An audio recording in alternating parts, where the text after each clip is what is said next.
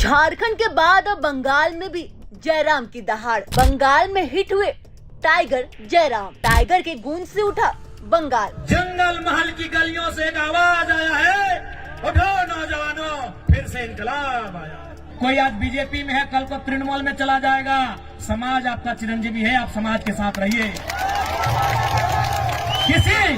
किसी MP MLA में इतना ताकत आपने देखा था क्या? झारखंड के बाद अब बंगाल में भी जयराम महतो ने जबरदस्त तान छेड़ दी है।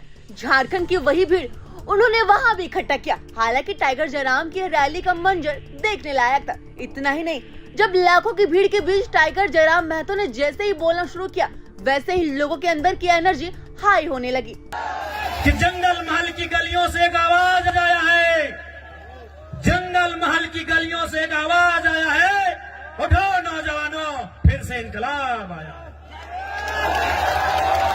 क्या आप तैयार हैं?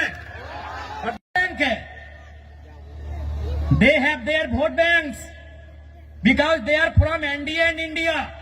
कोई फर्क नहीं कैंडिडेट कौन होगा, who will be the candidate. आप इंडिया से हैं, इंडिया गठबंधन से हैं, ये लोग आपको वोट करेंगे। आप एनडीए से हैं, ये लोग आपको वोट करेंगे। I am an independent new Qamar party. हमारे झारखंड में भी क्या सेफ है? 81 में 56 इंडिया के पास, 24 एनडीए के पास। 56, 24, 80 हम अकेले हैं। यानी हमारे पास कोई वोट बैंक नहीं, हमारे पास कोई समीकरण नहीं। और हमने क्या कहा कि पार्टी बनती है, बिगड़ती है। कोई आज बीजेपी में है, कल को तृणमूल में चला जाएगा। समाज आपका चिरंजीवी है, आप समाज के साथ रहिए। किसी एमपी एमएलए में इतना ताकत आपने देखा था क्या? हमने स्पष्ट कहा कि आप हमारे राजनीतिक कार्यक्रम में आते हैं, अच्छी बात है। आप मेरी पार्टी के मीटिंग में आते, अच्छी बात है, लेकिन आप समाज की मीटिंग में पहले जाइए।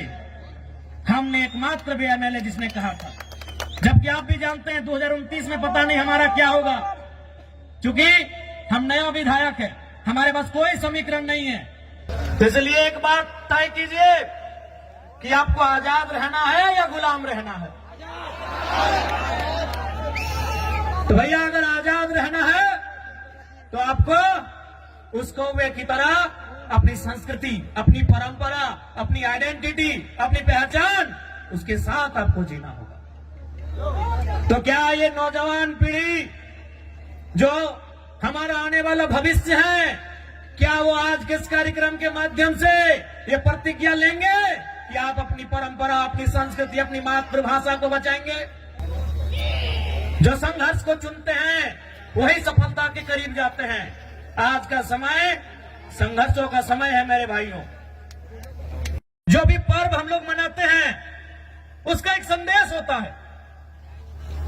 हमारे जो तो पर्व आछे, जो तो त्योहार आछे, ওদের ভিতর একটা মেসেজ আছে, সন্দেশ আছে কি আর মানে কি এই কাজটা আমাদের পূর্বজ কি জন্য করেছে, এই কাজটা কেনে, এই বরফ খুঁটা কেনে, এই কাড়া খুঁটা কেনে, এই টুসু কেনে, এই করম কেনে, জিতিয়া পরব কেনে, এই কোনো না কোনো ওদের ভিতরে একটা মেসেজ আছে। তো বরফ খুঁটার মানে কি সবাই জানি কি আমরা চাষা लोग माने की न सावन महीना का जो समय होता है हम वो खेती बाड़ी करते हैं, धान लगाते हैं, हार जोतते हैं। इधर भी वही टाइम होता है ना। अब मार्च में नहीं ना करते हैं, मैं 2-4 खेत देखे थे मार्च तरफ। यानी हम सावन महीना, जिसे हम लोग अंग्रेजी के कैलेंडर में जुलाई अगस्त के आसपास कहेंगे, यानी उस समय हम क्या करते हैं, हल चलाते हैं और खेत में धान लगाते हैं। और मूल हमारा संबंध धान से। उसके बाद का जो समय होता है सितंबर आधा, सितंबर आधा, अक्टूबर पूरा और थोड़ा सा नवंबर, यानी 1.5-2 महीना क्या होता है कि हमारा जो बरद है, काड़ा है, उसको रिलैक्स हो जाता है। तो भाई रिलैक्स हो जाता है तो उसको हम लोग क्या करते हैं, इस त्योहार में उसको पहले तेल लगाते हैं। हमरा की कोरी वाके तेल मखाए कहे ना, तेल किसको मखाया जाता है, लगाया जाता है, जो थका हारा होता है। आज के यदि हमारे घरे यदि बाड़ी कोनो पहुना आसे, कोनो कुटुंब आसे, तो हम उनको क्या करते हैं कि बैठिए थोड़ा तेल लगा देते हैं, भाई आप बहुत दूर थक के आए हैं। तो तेल किसको लगाया जाता है, जो थका होता है। तो हमारा जो बरद है, काड़ा है, ये सावन महीना में इसको जोतते जोतते नारते नारते ये थोड़ा थका है। अब इसको तेल लगा के बोल रहे भाई थोड़ा सा तुम अब तंदुरुस्त हो जाओ, तुम थोड़ा सा फिट फाट हो जाओ, कहे ना फिर अब आ रहा है कार्तिक और अगन का महीना कि धान काटना है और फिर तुमको कारा गाड़ी में लोड करके घर पहुंचाना है।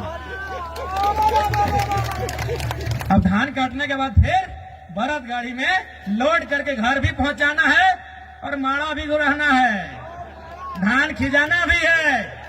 तो इसीलिए उसको तेल लगाते हैं कि तुम अब या तुमको फिर से तैयार हो जाओ।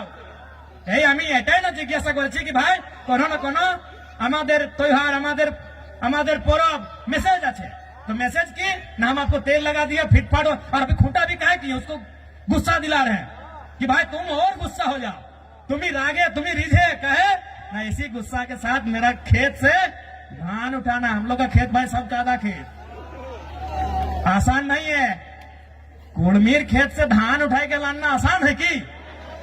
तो वही उसको गुस्सा दिलाते हैं, सूप से मंदिर बजा के ऐसे मैंने उसको हलकार के कि भाई हाँ तुम गुस्सा करो, हम चाहते हैं तुम गुस्सा करो, और उस गुस्सा के बदले जब हम धान खेत में तुमको नारेंगे फिर उठा के उसको बाहर लेके आना है। तो ये है हमारे भरत खुटा करने का, हम पीछे हमारे पूर्वजों का मतलब कि पहले तेल लगा के तुमको तरोताजा करेंगे, कहा कि सावन महीना के बाद तुम कुछ काम नहीं किया है, तुम आराम से घर में बैठा है, और सावन महीना के बाद हरा हरा घास मिलता है, और जितना बढ़िया बढ़िया खाना खाने के बाद थोड़ा आदमी आलसी हो जाता है, तो इन लोग भी आलसी हो गया थोड़ा। तो इसीलिए अब फिर से आ गया है टाइम कार्तिक महीना का, अगहन महीना का, अब इन लोग को। वहीं जयराम महतो ने कहा चाहे आप एनडीए से हो या फिर इंडिया गठबंधन से, वोट बैंक चाहे कोई भी हो, लेकिन समाज और संस्कृति की पहचान सबसे पहले है। उन्होंने खुद की पार्टी का जिक्र करते हुए कहा हमारे पास झारखंड में अकेले कोई वोट बैंक नहीं है, लेकिन समाज के लिए लड़ना बेहद ही जरूरी है। इतने में भी जयराम महतो रुके नहीं, उन्होंने कहा कि कौवा काला और दिखने में साधारण है, लेकिन उसकी मातृभाषा कभी गुलाम नहीं होती। वही तोता सुंदर है लेकिन भाषा की नकल करता है, इसलिए उसे अक्सर पिंजरे में रखा जाता है। वहीं इतने में भी जयराम महतो रुके नहीं, उन्होंने कहा कि कौवा काला और दिखने में साधारण है, लेकिन उसकी मातृभाषा कभी गुलाम नहीं होती। वही तोता सुंदर है लेकिन भाषा की नकल करता है, इसलिए अक्सर उसे पिंजरे में रखा जाता है। वही उन्होंने यह भी कहा कि मतलब साफ है, जो अपनी पहचान और संस्कृति के साथ खड़ा है वही आजाद है। इधर युवाओं को जोश हाई देखते हुए जयराम महतो ने जोर देते हुए कहा कि एक पीढ़ी को जेल जाना होगा और दूसरी को गोली खानी होगी, तभी तीसरी पीढ़ी सफल होगी। समाज और विरासत की रक्षा के लिए त्याग करना बेहद ही जरूरी है। फिलहाल झारखंड और बंगाल में जयराम महतो ने फिर से दिखा दिया कि समाज, संस्कृति और युवाओं की शक्ति सबसे बड़ी है। प्रभातखबर.com, विश्वास वही, रफ्तार नहीं।